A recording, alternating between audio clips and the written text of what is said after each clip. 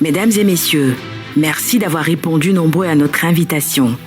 La Journée internationale des femmes, également appelée Journée internationale des droits des femmes par l'ONU Femmes et par certains pays ou régions, est célébrée le 8 mars et au-delà. C'est une journée internationale mettant en avant la lutte pour les droits des femmes et notamment pour la fin des inégalités par rapport aux hommes. Les inégalités entre les femmes et les hommes sont les plus historiques et les plus structurelles dans nos sociétés. Malgré des avancées ces dernières décennies, le chemin à parcourir reste encore long. Permettez-moi d'introduire le professeur Papa Salif Sow qui va modérer cette rencontre.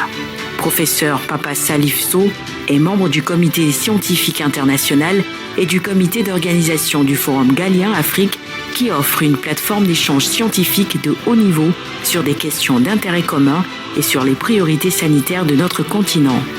Le Forum Galien Afrique œuvre pour le renforcement de la recherche et le développement durable par le partage d'expériences face aux problématiques majeures de santé publique. C'est l'occasion de partager les leçons apprises, de parler des défis et des perspectives. Professeur Salif Sow, vous avez la parole. Merci beaucoup pour cette introduction. Mesdames et messieurs, bienvenue à ce webinaire organisé par l'Association Galien Africa dans le cadre de la célébration de la Journée internationale des droits des femmes, communément appelée Journée du 8 mars. Je m'appelle Papa Salif Sow, je suis médecin spécialisé en maladies infectieuses et santé globale et j'ai vraiment l'honneur et le privilège de modérer cette session qui est d'une session de haut niveau parce que nous avons invité des femmes scientifiques qui évoluent dans le domaine de la science en Afrique. Et le thème porte sur les femmes dans les sciences, la technologie, l'innovation, l'ingénierie et les mathématiques.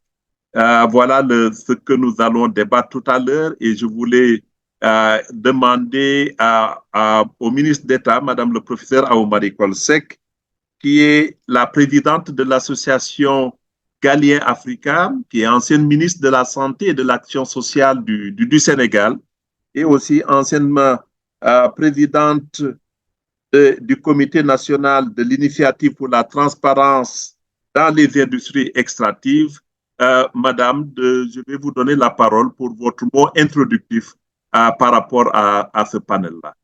Merci beaucoup, madame. Et après, je donnerai le déroulé du panel. À vous, madame. Merci beaucoup. Merci beaucoup, professeur Salif Sow. Vous m'entendez bien? On vous entend très bien, madame.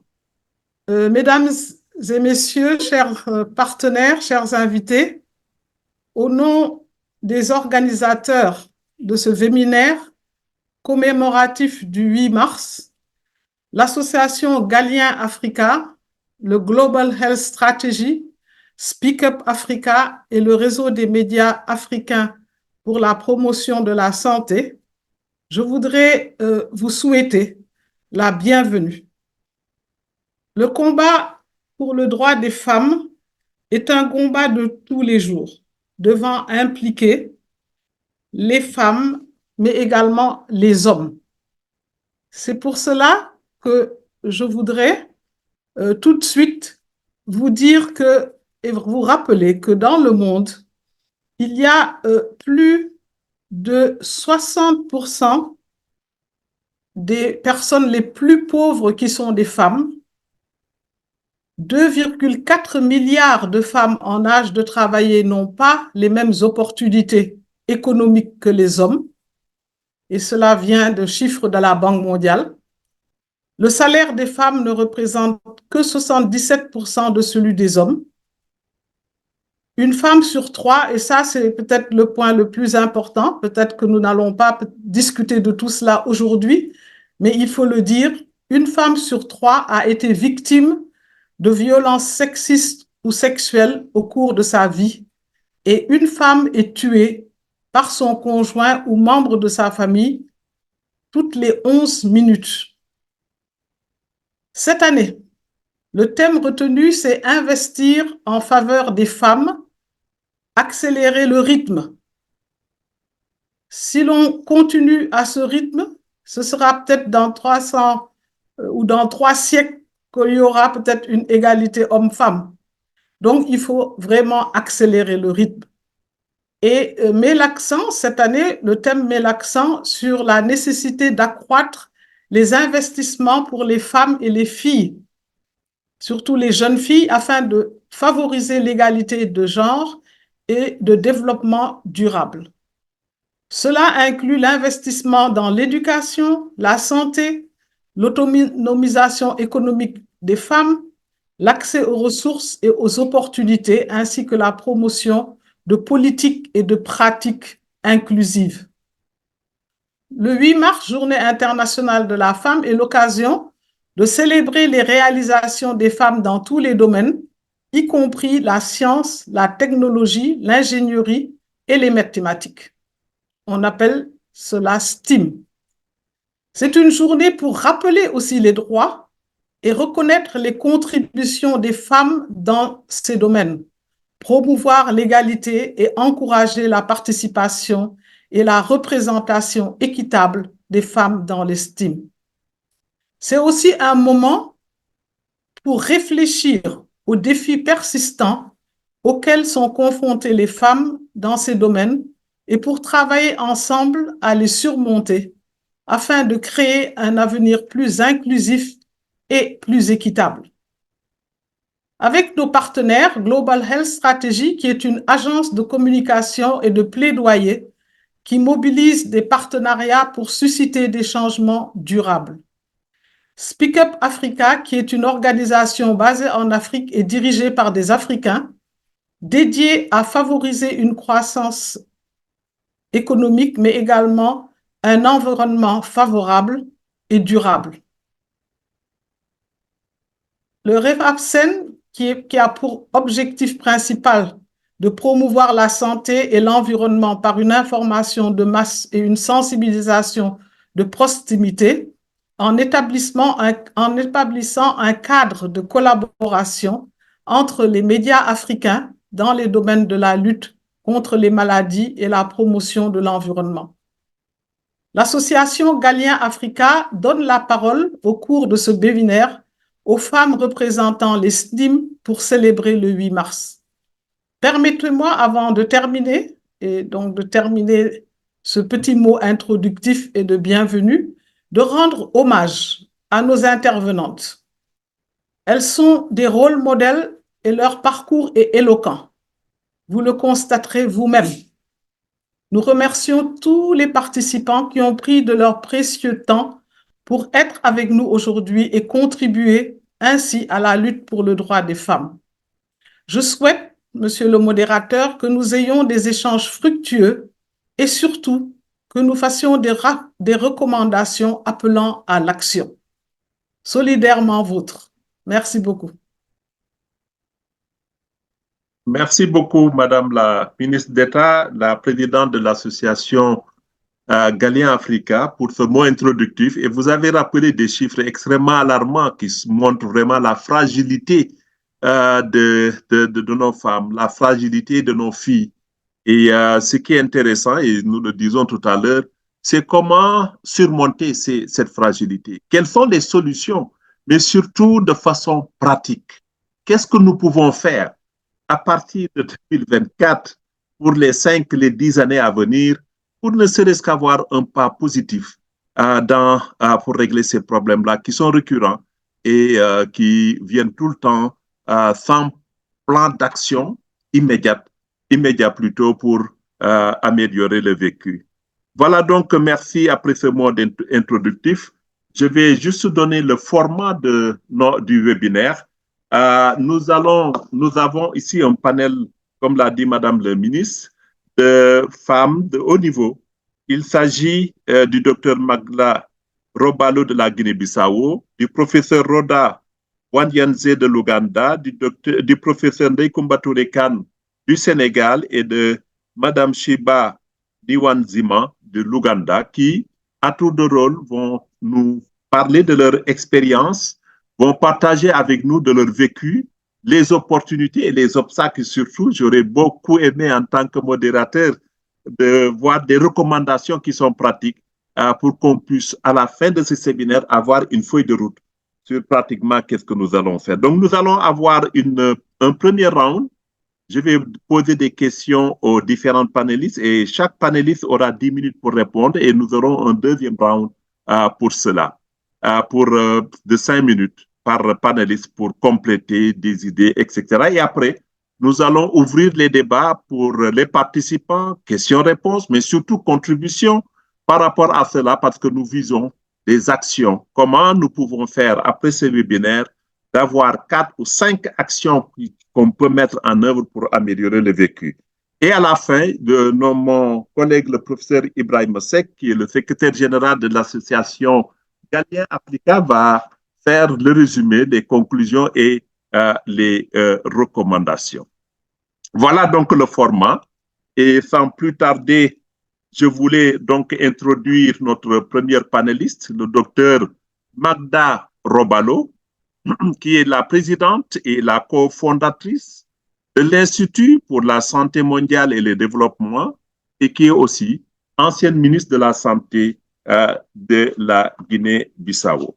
Madame, après plus de 30 ans de carrière, après plus de 30 ans d'expérience dans le domaine de la santé publique, vous avez occupé des postes de haut niveau de responsabilité au niveau de votre pays, la Guinée-Bissau, mais également au niveau international. La question que nous voulons vous poser et qui vont permettre aux participants de mieux saisir ces opportunités, c'est pouvez-vous nous dire quelles opportunités vous ont permis d'avoir ce niveau de leadership en tant que femme au niveau de votre pays et au niveau international? Docteur Robalo, vous avez 10 minutes. Merci beaucoup, professeur Papa Salif Sow.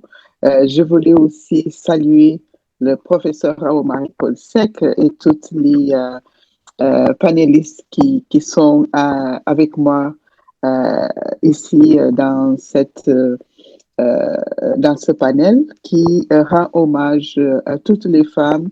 Nous sommes en train de célébrer le 8 mars 2024 et cela me rend heureuse de pouvoir me joindre à ces femmes combattantes qui sont résilientes et qui ne baissent pas les bras pour que ensemble nous puissions construire un futur meilleur pour nos enfants, nos filles, nos cousines, nos voisines et toutes les filles de l'Afrique et du monde. Les opportunités que j'ai eues pour en arriver là, je voulais commencer par dire que c'était d'avoir eu la chance d'abord d'aller à l'école. Et ça, c'est dû à la clairvoyance de mes parents et c'est là où tout a commencé. Ayant été à l'école, j'ai continué un parcours qui m'a amené à la faculté de médecine. J'ai terminé ma formation et tout au long de mon chemin, je dois dire que j'ai eu la chance d'avoir des hommes, mais surtout des femmes, qui m'ont soutenu, qui m'ont ouvert des portes, qui m'ont conseillé. Et je profite ici pour rendre hommage à professeur Omari Kolsek, qui est mon mentor de plusieurs années, des décennies même, je peux dire, qui a toujours été à mes côtés, qui m'a toujours conseillé et qui m'a toujours soutenu. Comme elle, j'ai rencontré d'autres qui m'ont aidé à traverser les 30 années de ma carrière, non pas sans difficulté, bien sûr. Mais c'est parce qu'il y a eu des hommes et surtout des femmes qui m'ont soutenu que j'ai pu en arriver là et je continue de travailler dans le sens où je pourrais aussi créer des opportunités pour les plus jeunes que moi. Et c'est pourquoi d'ailleurs l'Institut pour la santé globale et le développement existe, parce que je veux contribuer aussi à créer d'autres opportunités pour de jeunes femmes, de jeunes filles de cette génération et de la prochaine aussi longtemps que possible. J'ai eu, comme vous l'avez dit, des postes de responsabilité chez moi et à l'extérieur du pays, à l'international. Les difficultés n'ont pas manqué. C'est pas facile pour une femme, épouse, mère, de travailler jusqu'à tard dans la nuit. Même dans mon pays, je me rappelle très tôt dans ma carrière, j'étais directrice du programme de lutte contre le sida. Dans les premières années de lutte contre le sida, il y avait beaucoup de travail et souvent je rentrais très tard à la maison. Ce n'était pas facile et je dois aussi rendre hommage à mon époux, à mes enfants qui m'ont soutenu, qui m'ont compris. C'était pas toujours facile, mais mes collègues de travail ont été aussi des collaboratrices, des collaborateurs qui m'ont beaucoup aidé à en arriver là. Il faut dire que qui semble être un peu plus facile aujourd'hui ne l'était pas il y a 30 ans. C'était encore beaucoup plus difficile de trouver des femmes qui se battent dans le lieu du travail, qui continuent d'être toujours dominées par des hommes. Et ce n'est pas facile de faire face au pouvoir des hommes dans le lieu de travail. Ils n'aiment pas être confrontés, ils n'aiment pas qu'on mette en cause leurs positions et leurs décisions. Et imaginez-vous être à l'international par une femme qui vient d'un monde qui parle portugais, alors qu'à l'international, c'est plutôt l'anglais ou tout au moins le portugais. Donc, c'était beaucoup de sacrifices. Il fallait travailler beaucoup plus, 10 fois plus, pour en arriver là où d'autres étaient. Mais je dois dire que nous, les femmes, nous devons courir derrière les opportunités. Elles sont là. Normalement, ça ne devait pas être aussi difficile que ça, mais les opportunités existent. Il faut aussi avoir du courage. Ce n'est pas facile de prendre des décisions comme je l'ai prise en 98, de laisser mes 2 petites filles pour aller prendre une carrière à l'international.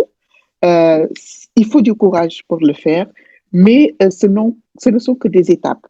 Je me disais, voilà, je vais m'éloigner d'elles 2-3 mois et par après, j'aurai l'opportunité de les ramener auprès de moi. Donc, voilà le courage que parfois il nous manque. Parfois, on se sent toute seule. Il faut trouver des réseaux. Il y a beaucoup de réseaux. Parfois, ils sont beaucoup plus proches qu'on ne le pense. Il faut qu'on se soutienne.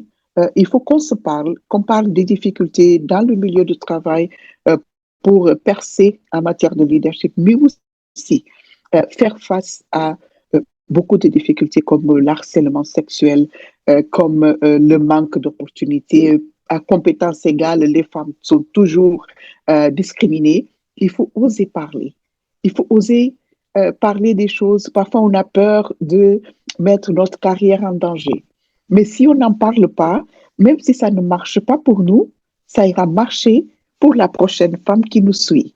Donc, avoir le courage de dénoncer, ça nous aidera à avancer. Et voilà, je voulais dire à toutes les jeunes filles, jeunes femmes qui entament leur carrière ou qui se posent des questions, qu'ils sachent que nous sommes là, que ça n'a pas été facile, mais qu'on travaille aussi pour que ce soit plus facile pour elles. Merci. Merci beaucoup, Dr Bagda, d'avoir partagé avec nous. C'est très, très intéressant. J'ai retenu quelques leçons, mais c'est sûr qu'à la fin, qu'on reviendra là-dessus, avoir la chance d'avoir l'opportunité d'aller à l'école et le rôle crucial des parents. Donc, de mettre les jeunes filles à l'école, mais aussi le soutien des hommes et des femmes, mais surtout le mentorship et d'avoir un modèle, un rôle modèle dans la vie. Pour dire que, mais pourquoi pas moi, jeune fille, je vais être comme le docteur Roda, et c'est pour cela que vous avez créé cet institut-là. Merci beaucoup, merci, c'est très, très intéressant. Et je vais maintenant passer la parole. I will go to Uganda, flying from Dakar to Uganda, my second country in Kampala, with Professor Roda Wayenze. Roda, you are a great public health expert in your country. And right now you are leading the public health, school at the Makerere University in Uganda. Could you please share with us, your expertise, your experience as a woman living in Uganda, and today having the opportunity to be at the high level of leadership. Was it easy, Rhoda? Thank you, Papa Salif, for the opportunity to participate in this, and also appreciate the Madam Minister and the rest of the colleagues, and building on a number of experiences similar to what Madam Magda has shared. First of all, I would say that my journey to getting into science was not the typical journey of I saw people who looked like me, and I admired them and I worked towards that. Mine was a bit of an atypical journey, because when I started school, I started in a fairly rural place. I didn't see people that look like the way I do and do the things that I do today. So when I went through school, I only aspired to do the things similar to what I saw most of the women I saw doing, and I was actually tilting towards the arts and humanities. And when I finished my O-level studies, I made choices and none of them was science. But somehow I passed sciences, and my teachers decided that I should go into science. So when I received my admission, I was supposed to do physics, chemistry, biology, and mathematics. That was my first shock, because I had not considered doing it. And I spent several months trying to move away from sciences. But then I remembered the voice from back home, and my voice was always my dad. My dad always said, women are very bright, women are always capable, and women can do whatever they decide to do. I grew up hearing my father say that all the time. And he always told us stories about my mother and how she was a very bright woman, and perhaps she should have gone much further in school if she had been born in a different time. That's what he said. And he said, your mother was a very bright woman. I know women can do so much. I want to see my girls go as far as they can go. So when I faced a challenge, I always remembered that voice. So I remembered my dad say, you can do whatever you can do. And I said, I'm going to do these sciences.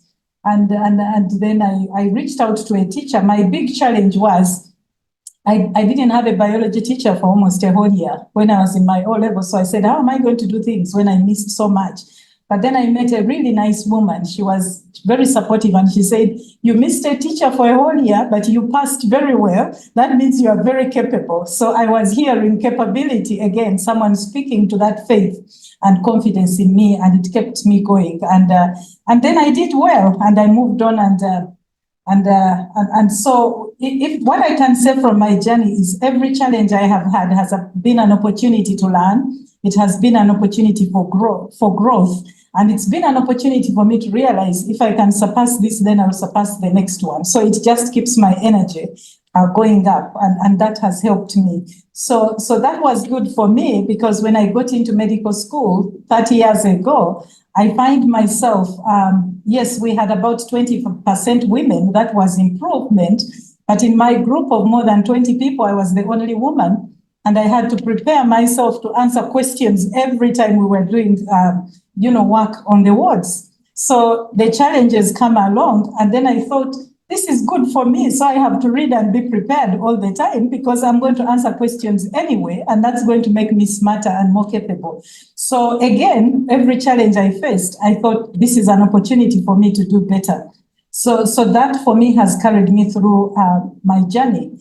And so looking at some of the challenges that I have faced, being a medical doctor, getting into this space of academia, again, has been a challenge for me, because looking at my university and my school, I'm only the second full professor in my school. And I would imagine that it should be much better today. But again, people were not used to people like me, and I had to keep, trying to navigate through this. Academia is very competitive.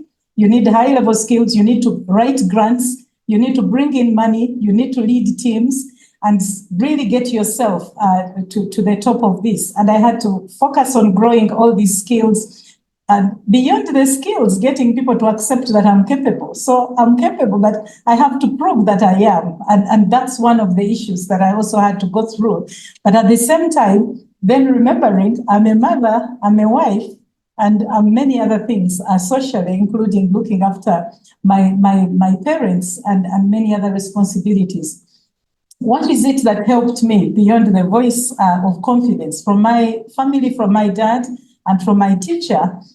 For me, has been really good mentors that came along and were very supportive. But I also grew up knowing that I'm not going to wait for people to come to me all the time. So if I saw somebody I needed to support me, I started going to write to them or ask for an appointment to meet them and say, look, you are where I want to be. Are you able to support me? And I keep saying to many other young people that step out, see the opportunity, ask for it. Some people are going to say no, that is okay. Some people will say yes, and you'll go along. So I have done that quite a bit. But beyond that, I'm getting very supportive mentors, because mentorship is so critical. And I wish that this could come out in terms of the actions that we want to take out of here. If I don't have another opportunity, we need mentorship to go beyond the science as well, if we are going to be leaders as women. So at some point, I thought maybe I wasn't brought up to be a leader, because I was a bit quiet when I was growing up, and many people said, oh, you're too quiet and you're not going to go into leadership. Then all of a sudden I decided, who are they to define what I am? I'm going to start speaking. And I started speaking, and that helped me. But sometimes it got me in trouble, because people were not used to a woman speaking all the time. So I had to grow my skills to speak. I had to grow my skills to network and reach out and speak to people. But at the same time, I also had to grow my skills to be able to learn to manage through others, so that I can have space to breathe, especially as my responsibilities increased. And then mentoring other people, that is one of the issues that has worked for me, because mentoring other people helps you to learn from them as well, because young people don't come as a blank slate. They are so smart, they are so innovative. When you give them a voice and when you give them a chance, you learn from them. So for me, one of the opportunities has been having young people around me that I can work with, that I can learn from, and that I can also support in the process of walking that journey together. And then several of them have grown up to be my partners and collaborators in research. So that has expanded my opportunities. And then thinking through continuously growing the skills, because these days it's technology. There's so much you can't do, so much that I didn't learn. I first touched a computer many years after I finished school. But continually learning a new skill is one of those things that has worked for me. And sometimes I love to push until I feel uncomfortable and feel like, what did I just do?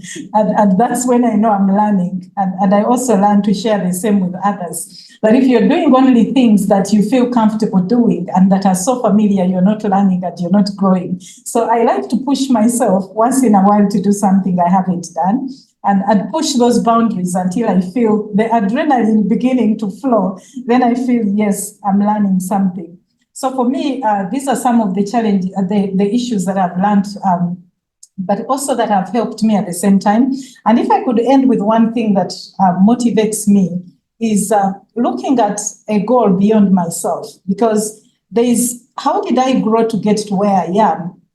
If I think only about me, I'm not going to grow. But if I think about the impact that I can have by growing my skills and doing more, then it keeps me going. So even when something is so complicated, I feel like that goal or that impact is really worth it, and it's going to take me the next mile. But if I'm thinking just about me, then I'll think, I think I've got there and I should stop. This is too complicated for me. So I think having that goal beyond oneself, a goal that is so big, just like the goal for us to have more women in science, I think it keeps me going, and I'm trying to do many things around this. But finally, to recognize that one of the greatest opportunities I've had is my family and the support, because we need that family, we need the support. At the end of the day, it feels good and nice just being around those people that have nurtured me and that have also nurtured. Thank you. Fantastic, fantastic. Thank you so much, Professor Rhoda, for sharing with us your academic journey. It was not easy. And I like, your dad saying, you can do it. And, I have 3 girls, and I'm doing the same. I'm saying to my girls, you can do better than that. And this is your challenge. Go ahead. Thank you so much. And one key recommendation I think we will will be part of this webinar, creating a mentorship network and asking women to make noise. Please make noise, but in the better way, and giving back for young girls and having this very African network is, high level as women scientists really are the model is so important right now. So I think this is a very key, strong recommendation. I know you are living or staying with us because you have another commitment, but thank you so much for this wonderful contribution.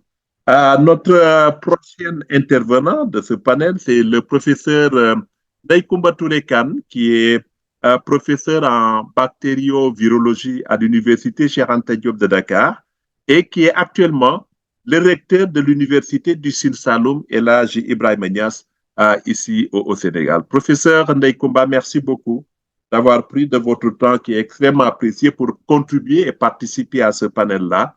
Et la question que je voulais vous poser, selon vous, quels sont les défis à relever pour inciter les jeunes filles à embrasser les filières scientifiques? Madame Kane, vous avez la parole. Merci beaucoup, monsieur le modérateur. Permettez-moi tout d'abord de remercier les organisateurs pour cette belle initiative au courant du mois de mars, le mois de la femme, et surtout parler des sciences et comment on peut maintenir les filles dans les filières scientifiques. La question que vous m'avez posée, elle est très, très, très importante parce que c'est avec l'éducation qu'on peut vraiment changer les choses. Et là, on le voit tous les jours. Pour répondre aux différents défis auxquels nous sommes confrontés, nous devons développer le capital humain.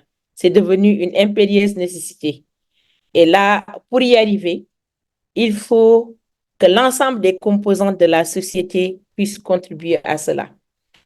Juste avant de démarrer, je rappelle une citation d'un astronome américain, Carl Edward Sagan, que j'ai l'habitude de dire. Il disait que tout le monde est né scientifique. Donc, tous les enfants sont nés scientifiques égaux. Et chaque enfant éprouve ce sentiment d'émerveillement, d'admiration, de découverte. Et cela, il faut vraiment qu'on puisse le conserver. Donc, c'est un état d'esprit que nous devons conserver. Et comment on va le conserver? C'est l'entourage qui va aider l'enfant à conserver cela.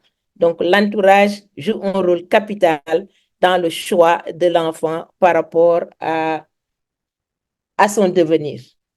Et là, mais si on regarde les filles, demeurent toujours sous-représentées dans les filières scientifiques. Et nous devons nous poser des questions pour savoir le pourquoi et comment nous pouvons résoudre cela. Nous devons d'abord agir en amont, avant même le démarrage de l'école, au sein de la famille. Comme le disaient ceux qui m'ont précédé, l'entourage familial, l'environnement familial est capital. Dans les maisons, comment nous vivons? Si je prends l'exemple des jeux éducatifs que nous achetons à nos enfants, pourquoi toujours on achète à la fille une poupée ou une dinette et on achète au garçon un jouet qui va lui permettre d'utiliser son ingéniosité, sa créativité et autres. Donc, cela, nous devons changer. Donc là, il faut qu'on fasse la culture de l'égalité des sexes au sein même de la famille. Mais on vient au niveau de l'école, il faut qu'on s'engage dans la mixité des filières de formation. Comment avoir des filières mixtes où on aura des garçons et des filles? Et comment nous devons faire pour lutter contre le taux d'abandon? Parce que ce que nous voyons en Afrique particulièrement, c'est le taux d'abandon des filles, surtout en milieu rural. Le taux d'abandon est très, très, très élevé. Nous devons inciter les filles à les maintenir au niveau de l'école. Et en quoi faisant? En essayant vraiment d'améliorer l'environnement de travail des filles et discuter avec les parents parce que souvent, les parents croient que c'est privilégier le garçon pour l'école et la bonne solution. Il faut qu'on explique à la communauté pourquoi toutes les ont joué dans ce maintien des filles à l'école. Que la puissance que nous avons à disposition pour changer le monde, c'est l'éducation. Donc, nous devons travailler avec la communauté pour que l'environnement soit favorable aussi bien aux garçons qu'aux filles. Et la deuxième chose au niveau de l'éducation, il faut que les filières scientifiques soient des filières attrayantes. Nous pouvons enseigner les mathématiques jusqu'à ce que ça ait les filières scientifiques, ça correspond à la période de la puberté, il y a beaucoup de changements. Donc, nous devons vraiment apprendre à faire venir vraiment la socio-anthropologie pour maintenir les filles dans les filières scientifiques et travailler avec les professeurs de mathématiques et les professeurs de sciences physiques pour pouvoir vraiment maintenir les filles dans les sciences. Et je rebondis sur ce que vous venez de dire, professeur Salif Sow, il nous faut un réseau de mentors. Ce réseau de mentors, il est capital parce qu'une jeune fille qui voit une professeure Eva Marie Colsec devant elle, le professeur lui dit, moi j'ai fait ma formation au niveau de l'école publique sénégalaise par exemple. Cette fille va se dire, ah, il y a des exemples qui sont là et qui sont des exemples à suivre. Donc tout cela, il faut le faire. Et créer des incitations de maintien, comme ce que le Sénégal commence à faire. Les prix Miss Math pour les filles, Miss Science pour les filles, et à chaque fois, choisir un mentor qui va être vraiment le parrain ou la marraine de la journée. Comme ça, les filles, elles verront la marraine qui est là, c'est une femme qui a excellé dans un domaine bien déterminé et qui est la marraine de la journée de Miss Science, de la journée de Miss Mathématiques, ainsi de suite. Et plus tard maintenant, essayez de voir quand elles vont grandir, comment aussi maintenir cela, parce qu'on peut même avoir tout l'accompagnement nécessaire jusqu'à avoir le baccalauréat et arriver à l'université. Et maintenant, d'autres obstacles également se dressent devant les filles. Il faut qu'on puisse avoir un continuum d'accompagnement même au niveau universitaire. Et ce continuum d'accompagnement au niveau universitaire, parce qu'à ce niveau-là, les femmes vont... Le travail, il faut allier la carrière, ça va être très, très, très, très difficile. Il faut qu'on puisse avoir des voies et moyens pour leur maintien. Je suis là à Yamoussoukro aux journées scientifiques du CAMES et là, on va primer les derniers jours les meilleures communications. Et comme on est au mois de mars, on a mis cette année la meilleure communication féminine. Donc, c'est une façon d'inciter les filles à rester dans les filières de la recherche. Voilà ce que je voulais dire par rapport au maintien des filles. Pour moi, la base, c'est la famille et toute la société elle-même, l'éducation, repenser notre façon d'enseigner.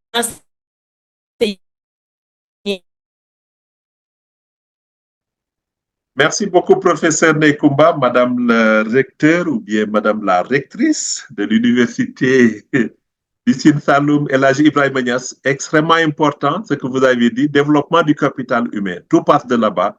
Et je pense que vous avez aussi mis en exergue un élément extrêmement important dans notre environnement familial, même pour donner des cadeaux à nos filles et à nos garçons, il y a une discrimination.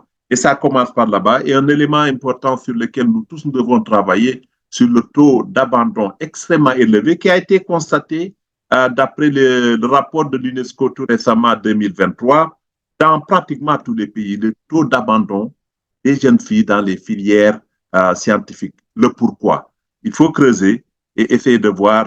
Et souvent, c'est de très, très, très petites choses qui bloquent ces filles-là d'aller au-delà.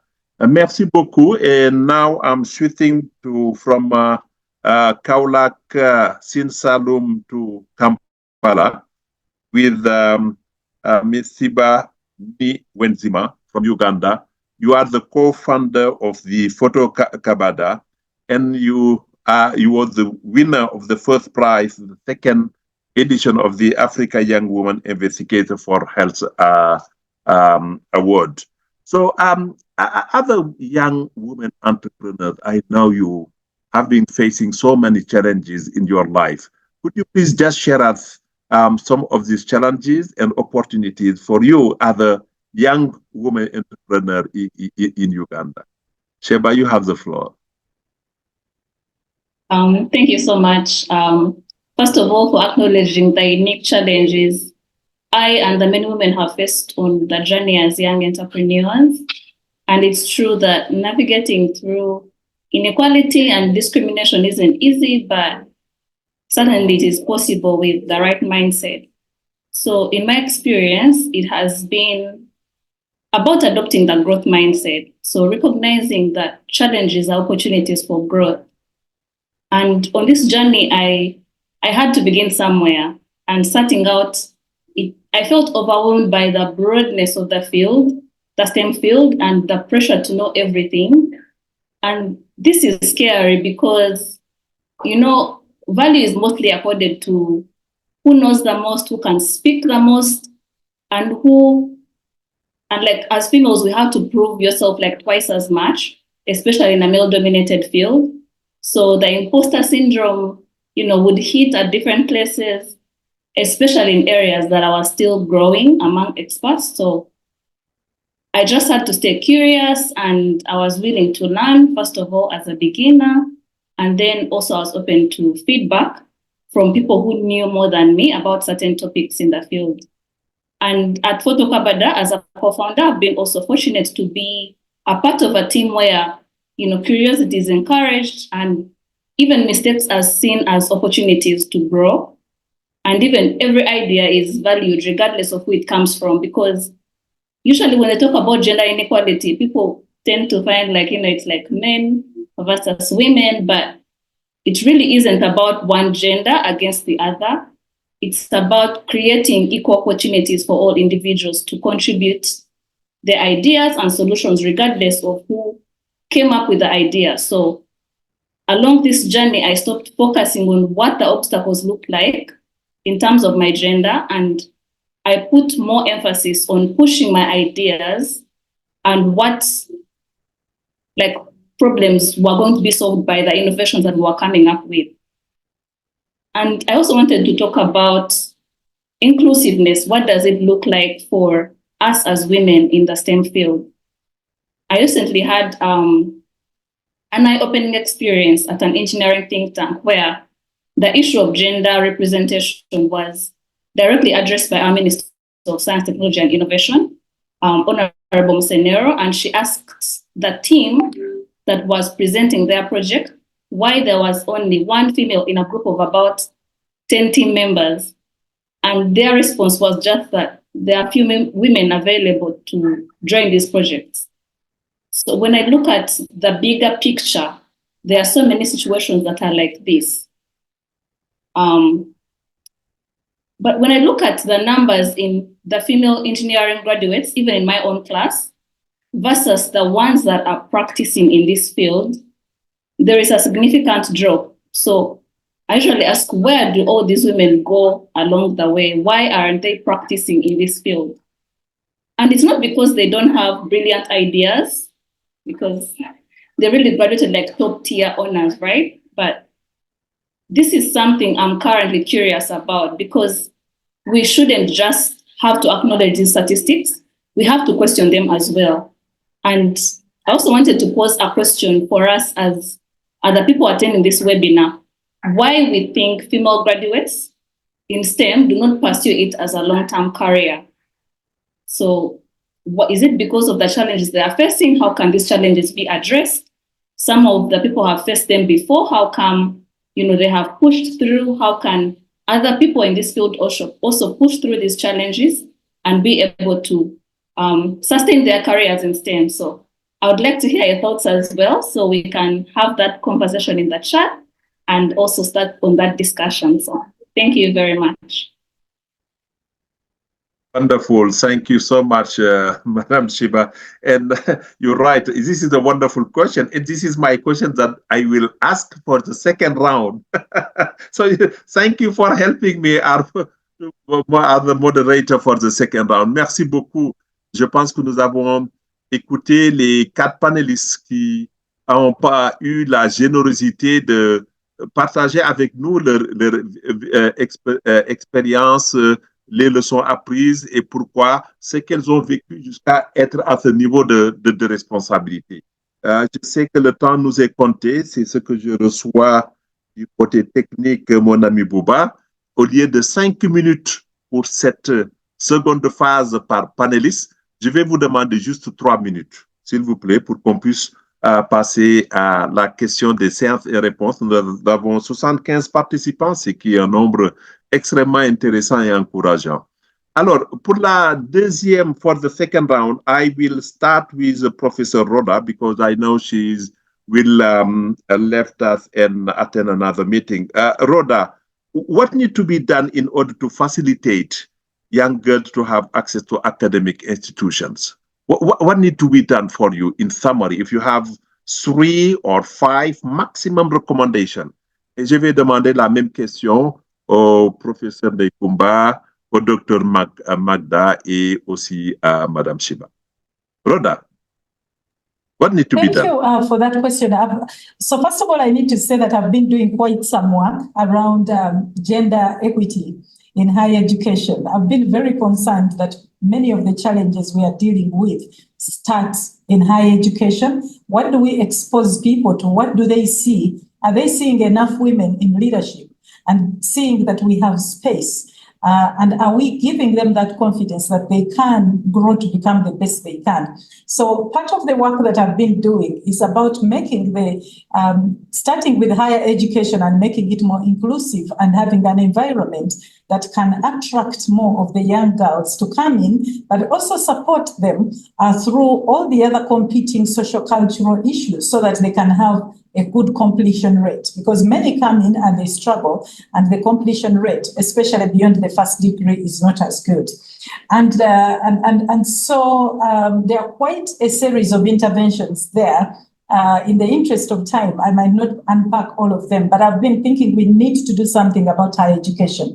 And the reason why I think it's also so important is that we are the ones training teachers for all levels of education, and that this inclusiveness and an environment that brings in and nurtures young women to be the best they can be should be integrated across all levels of education. We train the teachers, we can train better teachers for tomorrow.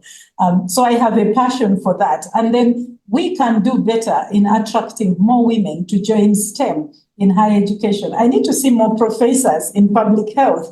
I need to see more professors in other fields of medicine so that we can show the young girls where they can truly go, and we are available to support them and mentor them. So something has to be done around higher education. But my second issue focusing, now that is institutional, and institutional needs to be taken on also perhaps with the sectors. We need governments to be interested in this. The education sector, higher education sectors need policies that are inclusive. Then we need to then get the education institutions to also improve their environment. And I started with this because I know most of our interventions have been focused on individuals. And then we are putting so much burden on individuals to excel and to perform without making the institutional and sector-wide environment more supportive. So we need interventions there. But I'm also very passionate at individual level around providing mentorship and support for people to be the best that they can be. A mentorship style that identify each one's uniquenesses and gifts and being able to get them to be the best they can be and not reproducing ourselves. It's something I'm very passionate about. And I wish out of this forum that we can begin to think about what would a network look like for Africa, building on the opportunity that we have through the Ghanaian conference and other related activities. And how can we give a voice to this beyond our countries, beyond institutions, and say, we need the African Union to do something. This is the year of education, and education must be inclusive. So how can we create a voice? This forum can have a forum. Our president here, the minister, she and all the women on this panel should lead us so that we can create more space to be able to get this to the highest level, because we are not going to shift the needle just looking at individual women. We need momentum across the continent. We need momentum across the countries, the sectors, and then we need to push the institutions to act if they don't see this. So that's my next issue that I think we need to bring up. Have I given you three? We need something for Africa. We need something for the education sectors, and the governments need to lead this. We need a network to activate mentorship and support for young people. But we need evidence, we need data, and we need to measure. We need targets and we need to measure where we are headed, because without measuring where we are headed and without targets, we have a challenge. Those are my four.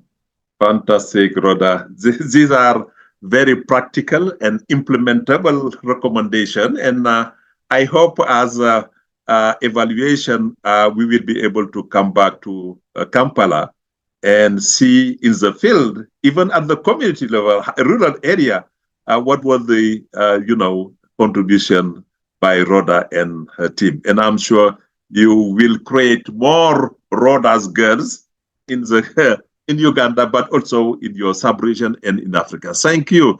You're welcome to Kampala. Yeah, our second capital city. Wonderful. So, Magda, la même question. On est un peu pris par le temps. Magda, si vous devez résumer, pour nous donner 3 ou 5 recommandations, comment faire en sorte que les jeunes filles puissent arriver à votre niveau? Quelles seraient ces recommandations? Mais vraiment de façon pratique, qu'on puisse les évaluer d'ici 2-3 ans et dire que les recommandations de Magda ont été suivies, ont été implémentées et on a beaucoup plus de Magda multiplié par un facteur exponentiel N. Magda. Merci beaucoup. Professeur Sow, on ne pourra pas avancer si les gouvernements n'ont pas la volonté politique qui est nécessaire pour que les femmes puissent avancer dans le domaine du STEM. Il faut des politiques qui créent l'environnement pour ça. Et lorsqu'on aura des politiques et des investissements, il y a 3 éléments pour moi qui sont fondamentaux, mais qui doivent être tissés. Professeur Rhoda a parlé de la qualité de l'éducation. L'éducation et la formation de qualité sont essentielles. Les maths, les physiques, la chimie, l'ingénierie ne vont pas de pair avec une mauvaise qualité de l'éducation.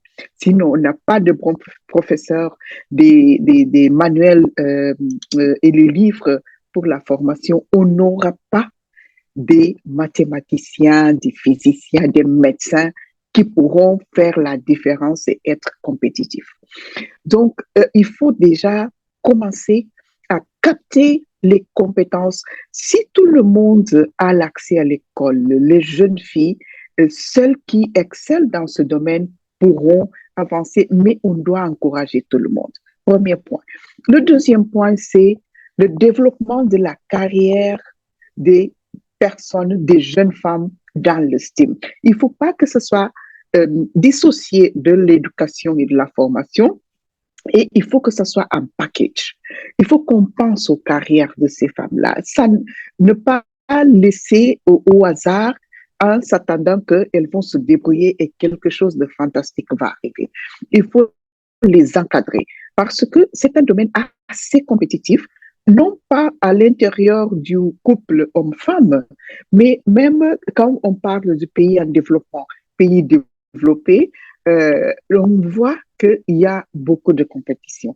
Donc, il faut aussi un encadrement professionnel dans le milieu du travail, améliorer le salaire à compétences égales pour les femmes, leur motiver, mais continuer à leur encadrer. Il faut qu'elles comprennent que l'héritage colonial qui nous fait penser que ceux qui ne sont pas de notre continent, pour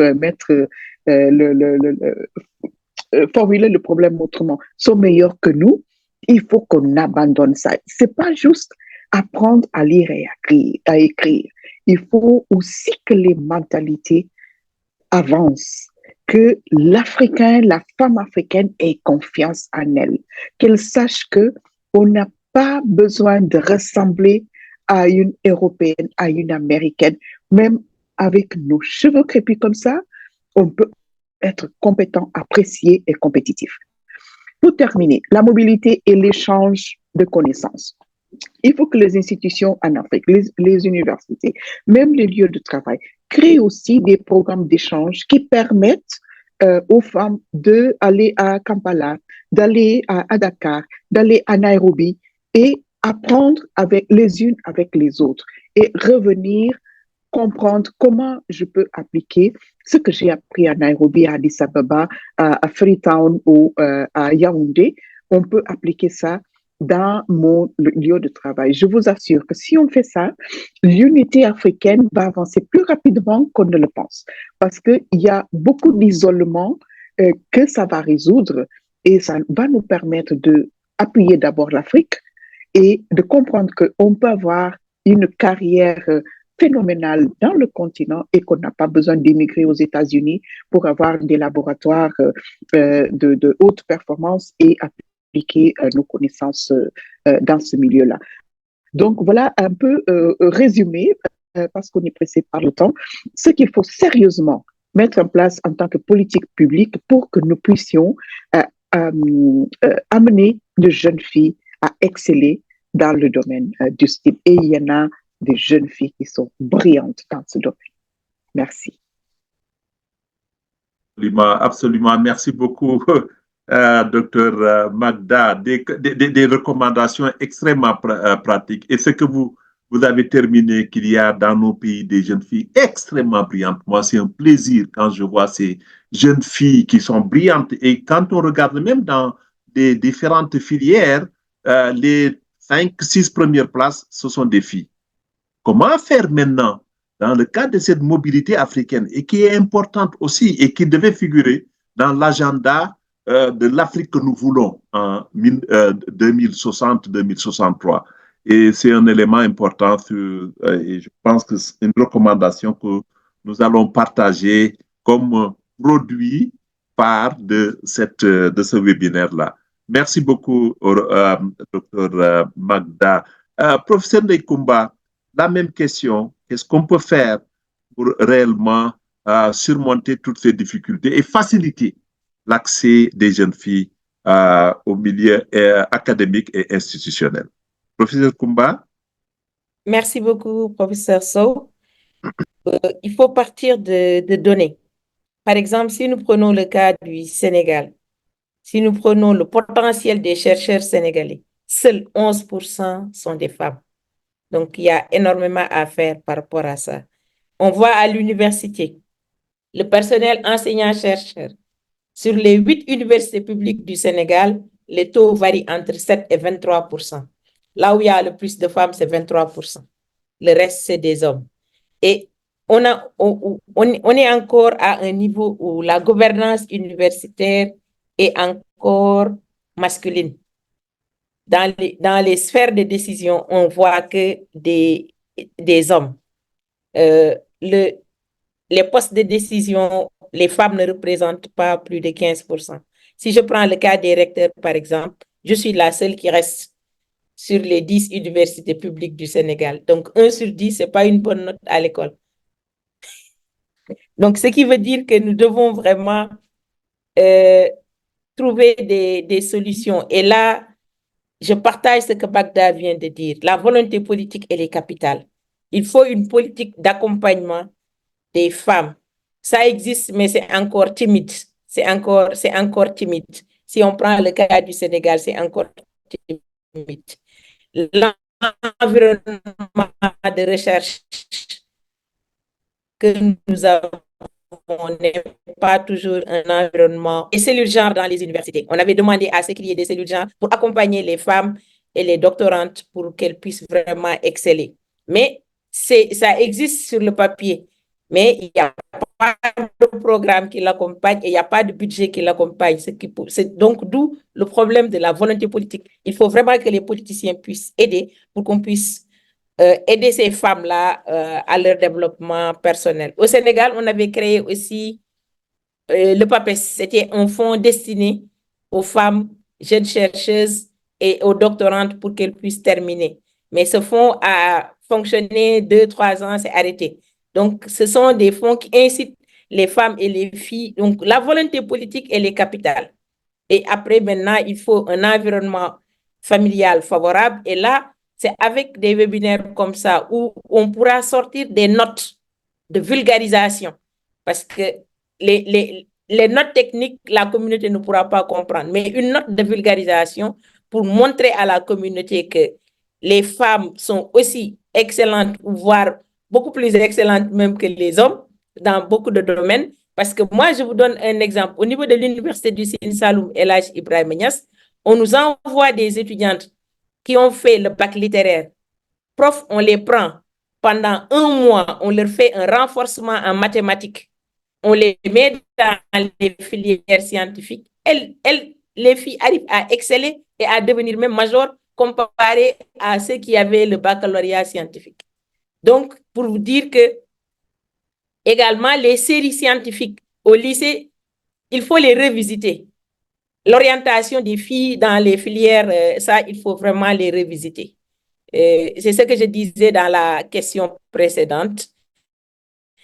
Et maintenant, sensibiliser tout le monde, avoir des réseaux, des centres d'excellence pour la recherche. Parce que souvent, les femmes sont confrontées à des recherches. Vous avez un enfant qui doit allaiter. Où est-ce que vous pouvez continuer votre recherche? Il faut connaître quels sont les plateaux techniques qui existent au niveau du continent. Et après, avec ça, maintenant, renforcer avoir des projets collaboratifs qui vont permettre vraiment d'avoir un réseau de femmes qui vont travailler de façon multidisciplinaire, transdisciplinaire sur une problématique continentale qu'elles vont essayer de pouvoir résoudre. Et comme ça, on verra vraiment le leadership féminin au niveau des institutions de recherche et également au niveau des universités. Et je suis sûre qu'avec ce webinaire et le plan d'action qui suivra avec ce webinaire, on y arrivera. Merci beaucoup. Merci beaucoup, professeur Ndeye-Comba. Merci beaucoup. Très pratique. Volonté politique pour appuyer toutes ces excellentes idées. Et j'ai beaucoup aimé cette réflexion et ces recommandations, une note de vulgarisation. Ce serait dommage que ces recommandations soient dans nos tiroirs. Il faut les amener pour le bénéfice des communautés, des populations. Shiba, now the floor is for you. What needs to be done to support young women entrepreneurs to be very successful? Shiba, you have 3 minutes, please. Thank you, Professor Sol. Looking at the things that we can do, first of all, I'm going to say, to add on what the rest of the panelists have said, these conversations cannot stop. They have started now, but they can't stop. The Ghanaian Africa Association has given us a platform to share with different people what the challenges look like, what are solutions we can put in place. And yeah, so if we continue these conversations, I believe that so many ideas are out there, so many implementers are in this place and even elsewhere. So that is where we can start from. And also, as curriculum developer, especially for STEM, I'm passionate about beginners. I'm passionate about the young ones that are still beginning. So even for our educational programs, our educational curricula, we have to be intentional about the activities we include. Do these activities help us break down the bias that has been there before? Do they help us break the stereotypes that have been there about women and science and joining STEM? Because from that level onwards, if we can be able to combat that at a young level, the young girls are encouraged along the way, they are supported so they can continue to thrive in this career. And even as they face challenges, they know how to overcome those different challenges along the way. And lastly, I would say, especially to the policymakers and decision makers in the different fields, that the current masters were beginners that were given a chance to learn and to grow. So I would encourage the policymakers to consider the beginning stages of people. I'm talking about usually for research and projects, they require these teams to have multidisciplinary teams. I mean, different people with different skill sets. Like that is usually one thing they look at. And we can also implement this to have a certain policy around making sure that research projects have women at different levels of their professional growth as well as their career paths as well. So imagine a project where you're required to have an intern on the project, you're required to have an undergraduate, you're required to have a master's student, even a professor, a PhD person on the project, so that even the people who are beginning to learn can grow along the way and be able to master those, be able to master it at the end. So just supporting the women at every stage of development can really make a change to ensure mostly that women take this up, they're not afraid, and also they are supported along the way. So yeah, I hope we can think about how to incorporate all those and make it much better for the women out there. Very practical, very practical. Thank you so much, Sheba. Again, yeah, these are the very interesting recommendation. And really, I do hope we might be able, as you said, to put all these ideas as a recommendation, number one. And number two, to implement, not only talking and repeating the same for years, but how we can move the needle and at least, improving access for young girls in our continent on science, engineering, innovation and mathematics. Merci beaucoup. Je voulais vraiment remercier au nom de l'association Galien Africa toutes les panélistes pour leur contribution. Maintenant, nous allons ouvrir la session questions-réponses, mais surtout des contributions par rapport à ce qui a été développé tout à l'heure par nos 4 excellentes panélistes qui ont partagé généreusement avec nous leur vécu. Je vais prendre la liste de ceux qui voulaient intervenir et please, soyez très spécifiques, soyez très concis et précis pour les questions, les réponses ou bien les contributions. Et comme cela, nous pourrons respecter le temps parce que nous devons finir à 16h30 heure de Dakar, GMT. Qui veut prendre la parole? J'ai une première question qui vient du quotidien. J'ai vu juste le quotidien dans le panier. Quelles sont les principales difficultés de la recherche en Afrique et comment promouvoir les femmes? Je vais donner cette question au professeur Ndeikumba en attendant. Vous prenez note, Ndeikumba. Quelles sont les principales difficultés de la recherche en Afrique et en particulier l'accès de ces femmes-là à la recherche? Je vous donnerai tout à l'heure la parole pour répondre. Christine Kafando du Burkina Faso. Christine, vous avez la parole. Oui, merci beaucoup, professeur Papa. Ça me fait plaisir de vous retrouver aussi, mais je vais aller vite. En fait, moi, je voudrais faire une suggestion de voir avec cette organisation, c'est ma première fois de la connaître, de voir dans quelle mesure on peut créer des écoles scientifiques spécifiques dédiées aux filles, aux jeunes filles. Parce que pour moi, ce serait des écoles qui vont sélectionner les filles qui ont pour ambition d'aller dans la carrière scientifique. Parce que souvent, les filles, elles ont envie d'y aller. Mais par exemple, je regarde les filles qui sont au bac, qui ont vraiment la volonté de faire du scientifique, mais souvent qui arrivent avec 12 de moyenne, 12, 50, 13. Et alors que la barre est très haute, souvent il faut avoir 14, 15 de moyenne pour pouvoir aller dans la filière scientifique, genre la médecine. Et là, moi, je pense qu'on pénalise beaucoup les filles à ce niveau. Et je ne sais pas si c'est possible, vous, en tant que scientifique, de revoir cette clause-là. Voilà, c'est ma perception. Et l'autre avis, c'est de voir le cercle familial. Dans le cercle familial, souvent, quand la fille et le garçon vont à l'école, jusqu'au secondaire, et souvent, quand la famille n'a pas les moyens, on sacrifie la jeune fille au détriment voilà, on donne l'avantage au garçon et on laisse la fille. Est-ce qu'il n'y aura pas, dans votre organisation, le moyen d'identifier des familles dont les filles sont vraiment dynamiques ou compétentes, d'où les parents n'ont pas les moyens, et de les accompagner jusqu'au bout? Quand je dis jusqu'au bout, jusqu'à ce qu'elles aient les diplômes scientifiques. Il ne faut pas accompagner jusqu'au bac ou Voilà, voici mes deux commentaires que je voudrais ajouter. Merci beaucoup. J'ai beaucoup à dire, mais bon, il n'y a pas le temps. Donc, du coup, je m'arrête là. Merci. Mais c'est déjà pertinent, Christine. Deux questions extrêmement pertinentes sur création d'écoles de formation pour les filles. Et peut-être ça, je vais demander à Magda de se préparer pour répondre. Mais surtout aussi, comment accompagner financièrement des scholarships. Est-ce que l'association Galien Africa pourrait contribuer avec de recherche de partenaires pour cela? C'est vraiment pertinent. Merci beaucoup, Christine. Il y a Flore Behalal. Flore Behalal, vous avez la parole. Et vous appelez d'où, Flore? Bonjour, professeur So. Je suis Flore Behalal, j'appelle du Cameroun. Je suis journaliste et j'interviens ici pour le compte de l'association du réseau des médias africains pour la promotion de la santé et de l'environnement, le RIMAPSEN. Alors, j'avais également beaucoup à dire, mais le temps nous faisant défaut, je vais simplement faire deux propositions et peut-être que par après, on pourra être en contact avec les différentes panélistes, notamment le docteur Magda, le professeur Oda et le professeur Ndei Kumba.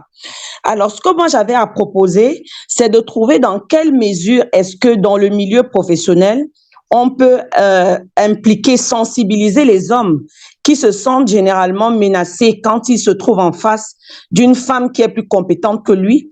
Dans le cadre du développement inclusif, comment est-ce qu'on peut introduire les hommes dans la stratégie de sensibilisation pour que les hommes ne se sentent plus menacés par les femmes, mais qu'ils perçoivent les femmes désormais comme des partenaires et au besoin contribuent à les accompagner dans le développement de la société, parce que dans tous les cas, c'est de la société qu'il s'agit. Ça, c'est la première proposition que je voudrais faire, c'est-à-dire monter une stratégie de communication qui est inclusive et donc dont les hommes se sentent concernés. La deuxième proposition que je voudrais faire, et ça rejoint un peu l'observation que le professeur Ndei Kumba a fait concernant l'implication de la cellule familiale et de la société de manière générale, c'est de voir dans quelle mesure est-ce que on peut mettre à la disposition des jeunes femmes et des jeunes filles des bourses dès le secondaire, c'est-à-dire le début du secondaire même, quand l'enfant a déjà amorcé le choix, soit de la sélection des filières littéraires ou des filières scientifiques, de voir comment est-ce que on peut déjà impacter l'orientation, le choix de la fille à l'aide de différentes bourses, à l'aide des accompagnements, c'est-à-dire les précepteurs qui peuvent aider les enfants, les jeunes filles à s'orienter vers les filières scientifiques. Et maintenant, au niveau universitaire, encourager les bourses d'études, parce que je pense que les jeunes filles qui abandonnent les études au niveau secondaire, c'est surtout par faute, les études scientifiques, c'est surtout faute de moyens. Donc, moi, ma suggestion serait de voir comment est-ce que on peut vraiment maximiser les bourses d'études en faveur des jeunes filles. Et vous allez voir que avec le temps dans le milieu professionnel, les femmes seront un peu plus rassurées. Moi, je vois par exemple des cas où quand un homme et une femme ont tous choisi les filières scientifiques, lorsqu'ils sont mariés, la femme se sacrifie au profit de son mari, simplement parce que c'est elle qui va s'occuper des enfants, c'est elle qui va s'occuper du ménage, et le mari continue sa carrière. Donc, si on voit dans quelle mesure est-ce qu'on peut apporter un appui à ces femmes-là, depuis le secondaire jusqu'à l'université au besoin, jusqu'à la carrière professionnelle, en leur apportant les appuis nécessaires en termes de précepteurs, c'est-à-dire ce qu'on appelle généralement les répétiteurs en matière scientifique, en termes de bourse d'études, mais également en termes d'accompagnement, c'est-à-dire que si on a un fonds qui aide les femmes scientifiques dans leur carrière professionnelle à s'occuper de leur ménage, à s'occuper de leurs enfants, je crois qu'il y en aura beaucoup qui vont continuer leur carrière librement. Absolument. Encore infiniment merci. Absolument. Merci beaucoup, Flore. C'est d'excellentes questions, d'excellentes contributions, mais nous sommes un peu tenus par le temps. Et le dernier intervenant pour les questions, c'est M. Abdoulaye Baldé, à qui je demanderai d'être très court et précis. Et après, je vais donner la parole aux panélistes pour répondre avant de passer à la conclusion. Alassane Baldé? Oui, bonjour, professeur. Bonjour, M. Baldé. Alors, merci. Je vais aller très vite. La première question, c'est justement, je voudrais savoir quel est le taux d'achèvement justement des jeunes filles dans les filières scientifiques. Vous l'avez évoqué dans vos propos. L'autre élément, c'est un peu quelle est la place justement de l'âge de la puberté dans ce taux d'achèvement, parce qu'on se rend compte, le professeur Ndekoumba Kane l'a évoqué notamment en ce qui concerne le continuum des accompagnements. Il y a un problème aujourd'hui, on se rend compte également, l'âge de la puberté constitue un réel problème pour le maintien des filles justement sur les filières scientifiques. Aujourd'hui, globalement, qu'est-ce que vous pensez qu'il faudrait faire pour justement passer cette étape-là? Merci. Merci beaucoup, vraiment très pratique, M. Baldé. Merci beaucoup. Et ce sont des vécus que nous avons notés un peu partout dans nos différents pays. L'âge des menstrues, souvent, quand elles voient les règles et que les conditions à l'école ne sont pas du tout réunies pour qu'elles puissent s'échanger, posent des freins, des obstacles qui font que tu vas rester à la maison et elles vont perdre énormément de jours au cours de l'année quand vous cumulez tout ça. Très pratique.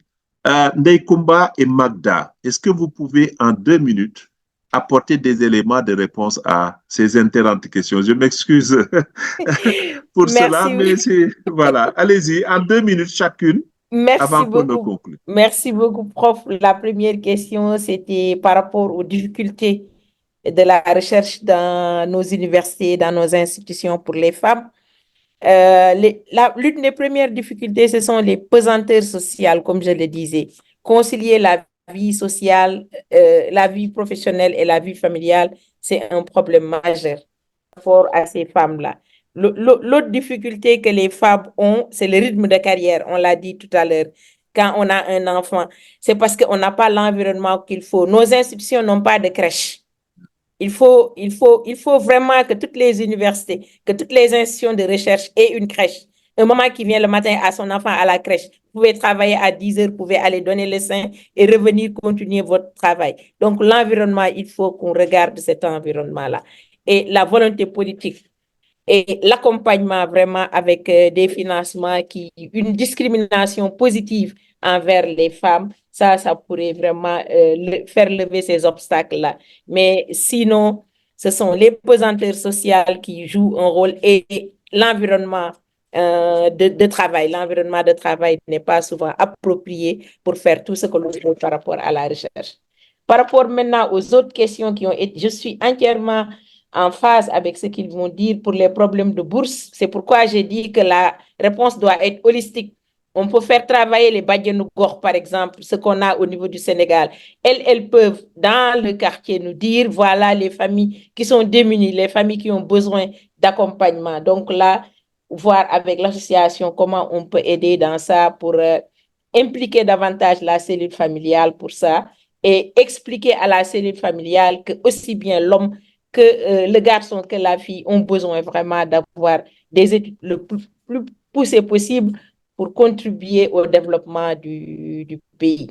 Par rapport à Flore, la sensibilisation des hommes, je peux donner mon exemple. En tant que rectrice, je suis dans un milieu d'hommes, mais ce qu'il faut, c'est il faut mettre les hommes en confiance et mettre en place l'approche inclusive, participative, leur dire que je suis là, mais il ne faut pas me regarder comme une femme. Je suis une personne humaine qui est là en tant que personne humaine et je travaille et je dois faire de telle sorte que l'institution puisse avancer. Et donc là, ça permet de diminuer la masculinité hégémonique qu'on a au niveau du Sénégal et parce que les hommes ont encore du mal à avoir une femme qui les dirige. Mais avec l'approche inclusive, participative, on peut y arriver. Donc, voilà. Merci beaucoup, Koumba. Par rapport à la question de Baldé, c'est toujours la volonté politique. Nous n'avons pas de toilettes dédiées aux filles dans nos lycées et dans nos établissements. Il faut qu'on arrive à serrer. Ce sont les mêmes toilettes. Les filles sont obligées de rester à la maison parce qu'elles n'ont pas de lieu où se changer. Il faut qu'on arrive dans les infrastructures, vraiment faire la part des choses et avoir des toilettes qui seront dédiées aux filles. Voilà, prof, les quelques argumentaires que je voulais apporter à ces différentes questions qui sont des questions très, très, très pertinentes. Et je suis sûre qu'on va continuer avec les webinaires et on pourra faire des choses pour changer la donne au niveau du continent africain. Merci beaucoup, professeur, chers collègues, des réponses très, très pratiques. Merci beaucoup. Magda, en 2 minutes, s'il vous plaît.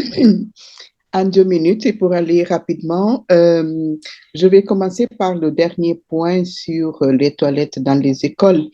Il faut des toilettes pour les filles, mais il faut aussi qu'il y ait de l'eau.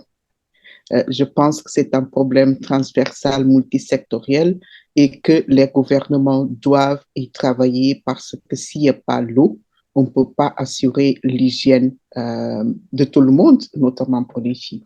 Je vais toucher sur 2 points. La question des bourses.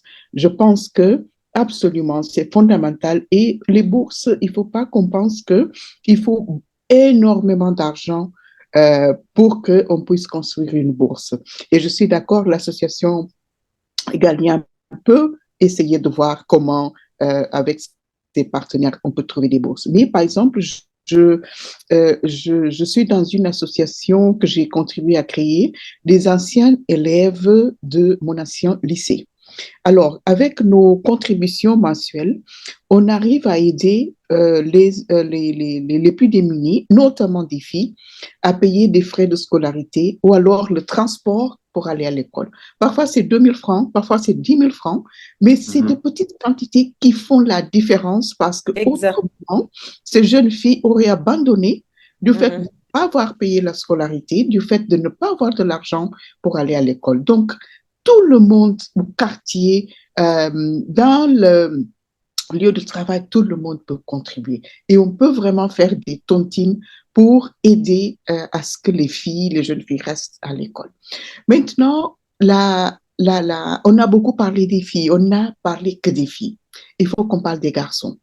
On ne pourra pas régler le problème du manque de confiance et la menace que les hommes sentent lorsqu'il y a une femme qui lidère dans le milieu de travail où ils sont, si on ne travaille pas sur le comportement des hommes, si on ne travaille pas à l'éducation des jeunes garçons d'aujourd'hui pour que demain, on ait des hommes qui soient épanouis et qui ne se sentent pas menacés parce que le pouvoir revient à une femme. Donc, en même temps qu'on travaille pour faire avancer les jeunes filles et les femmes et réduire l'écart, il faut qu'on travaille sur le jeune garçon pour préparer la nouvelle génération. C'est un travail sur la culture, sur le changement de comportement qui se fait à la maison. Il n'y a pas que l'école qui doit éduquer. Donc, il faut que nous tous, au niveau de la société, au niveau de notre maison, au niveau du quartier, nous puissions nous rendre compte que ce n'est qu'en travaillant sur la culture, les aspects sociaux et l'éducation de nos enfants, dès le bas âge, qu'on pourra construire un meilleur avenir. J'aurais pu continuer, mais je sais qu'on est pressé par le temps. Je remercie pour cette opportunité et j'espère que d'autres webinaires seront organisés parce qu'il y en a beaucoup qu'on doit en discuter. Merci beaucoup. Absolument, Magda. Nous allons continuer la conversation parce qu'elle est extrêmement passionnante, parce que vraiment, il y a beaucoup de choses à faire. Je voulais maintenant remercier au nom de l'association toutes les panélistes et rendre hommage à toutes ces femmes qui sont braves, qui doivent avoir l'équilibre entre vie familiale et vie professionnelle. Et vous le faites de façon extraordinaire. Et vous êtes des modèles.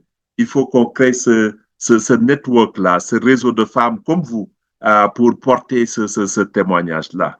Avant de passer la parole à mon collègue, le professeur Ibrahima Seck, qui est médecin spécialiste en santé publique, qui est le directeur de l'Institut Santé et Développement et chef du service de médecine préventive et santé publique à l'Université Cheikh Anta Diop, et aussi qui est le secrétaire général de l'association Galien Africa, de faire les recommandations. Avant de lui passer la parole, je voulais rendre hommage à mon maître, le professeur Aoumari Kolsek, qui est là, et c'est un exemple vivant qui a pu créer d'autres générations. Et donc, je suis un pur produit des élèves du professeur Aoumari Kolsek, ce qu'on appelle giving back, qui a pu faire de nous ce que nous sommes aujourd'hui. Et nous sommes très nombreux, non seulement à Dakar, au Sénégal, mais dans tout un réseau d'Africains. Et je pense que nous allons créer les fans des élèves du professeur Aoumari Kolsek. Que sont-ils devenus? Et vous verrez ce qu'on appelle l'impact au niveau du développement capital humain que ces grandes dames qui sont des exemples ont pu créer dans le monde. Madame, je vous remercie. Merci beaucoup, professeur Sow. Merci beaucoup à tous les panélistes pour vraiment ces interventions de qualité. Je voudrais, à mon titre donc de secrétaire général de l'association, rappeler un peu le fil conducteur qu'on a emprunté pour mener ce webinaire. Donc, il se place dans le cadre de la célébration de la Journée internationale des droits de la femme, dont le thème est investir en faveur des femmes, mais surtout accélérer le rythme, puisqu'il y a nécessité d'accélérer l'investissement des femmes et des filles pour un développement durable. Pour démarrer ce webinaire, Madame le ministre d'État, Madame la présidente, le professeur Awa Coll-Seck, dans son introduction, a campé le problème en mettant en exergue la situation actuelle des femmes et des filles avec des données à l'appui. Et ensuite, le modérateur a donné la parole à tour de rôle aux différents panélistes qui toutes ont montré d'emblée l'opportunité, la chance qu'elles ont eue d'avoir été à l'école. Avoir été à l'école, mais aussi, elles ont aussi rappelé les quelques difficultés liées justement à leur rôle donc de femmes, d'épouses, de mères, mais aussi face aux exigences professionnelles. Alors, des défis ont été sortis tout au long donc, des discussions, défis au cours de l'éducation en termes d'abandon. On a vu qu'il y a eu, il peut y avoir des abandons des femmes pour diverses raisons, mariage précoce, manque de moyens, etc.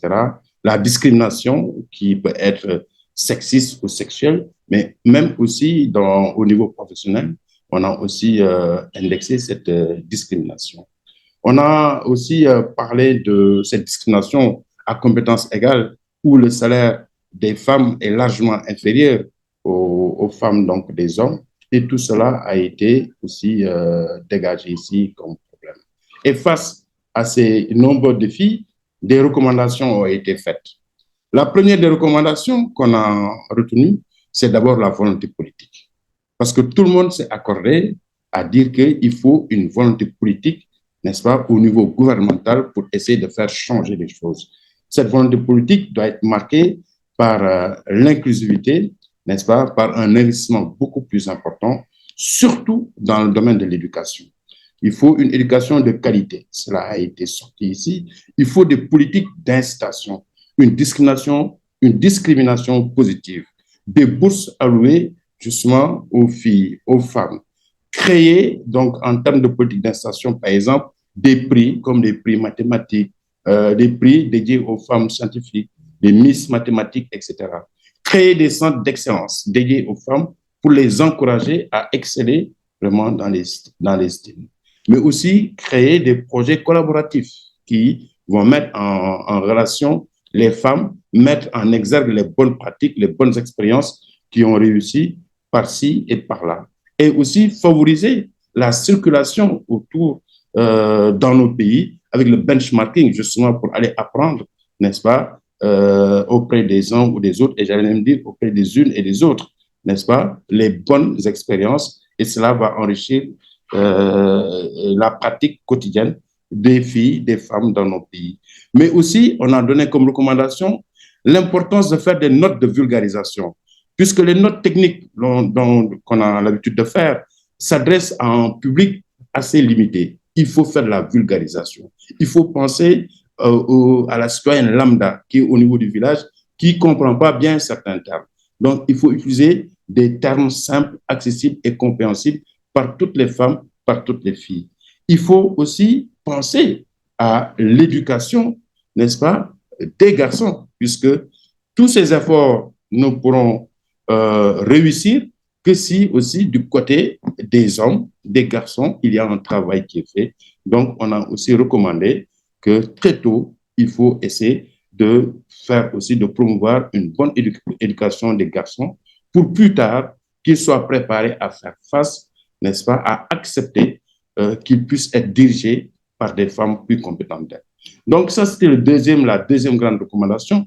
La troisième recommandation, c'est de créer un environnement favorable. Cet environnement se voit d'abord au niveau familial. On a mis en exergue, n'est-ce pas, l'appui des parents, le rôle des parents, le rôle du mari, l'éducation, tout cela, ça a été évoqué ici. Bref, il faut donc un bon environnement familial pour encourager les femmes à embrasser cette carrière scientifique. Mais aussi, il faut un environnement professionnel. Dans l'environnement professionnel, toutes les panélistes sont accordées à dire, à monter le rôle du mentorship. C'est extrêmement important pour assurer aux femmes scientifiques une bonne carrière professionnelle. Il faut un mentorship, il faut un bon réseau. Il faut aussi un environnement qui assure une carrière, n'est-ce pas, de la femme du début jusqu'à l'insertion professionnelle. Mais je voudrais, pour terminer mes propos, vraiment au nom de Madame la Présidente, remercier sincèrement d'abord le modérateur, qui est un des nôtres, mais aussi surtout les panélistes, qui, chacune d'elles, nous ont gratifié de leur expérience, nous ont montré quelles sont les opportunités et obstacles, et surtout, nous ont proposé des recommandations très pertinentes que nous ne manquerons pas de transformer en plan d'action, puisque le modérateur a beaucoup insisté sur le plan d'action, et une donc des panélistes aussi a même parlé de notes de vulgarisation, puisqu'on essaiera de voir comment faire un rapport qui pourra être distribué, diffusé largement. On ne peut pas terminer sans remercier aussi les participants, n'est-ce pas, qui ont assisté à ce panel, donc qui ont mis de côté des occupations et qui ont accepté volontairement de nous accompagner pendant 1h30 de leur temps, et nous le remercions sincèrement au nom de Madame la Présidente. On ne peut pas aussi oublier les interprètes, puisque aujourd'hui, la langue ne saurait être une barrière. Et je pense qu'avec des interprètes, on a su allier à la fois le français et l'anglais dans un esprit, de façon à ce que tout le monde se comprenne. Voilà en ramasser quelques mots que j'ai pu tirer par-ci et par-là. Je vous remercie encore, Monsieur le professeur Salifso. Et je suis d'accord avec vous que Madame la Présidente est vraiment un modèle, puisque nous tous, nous sommes issus de son école. Et je suis bien d'accord qu'on puisse faire effectivement que sont-ils devenus, et on sera très étonnés et très impressionnés par rapport aux graines qu'elle a su faire émerger. Merci beaucoup.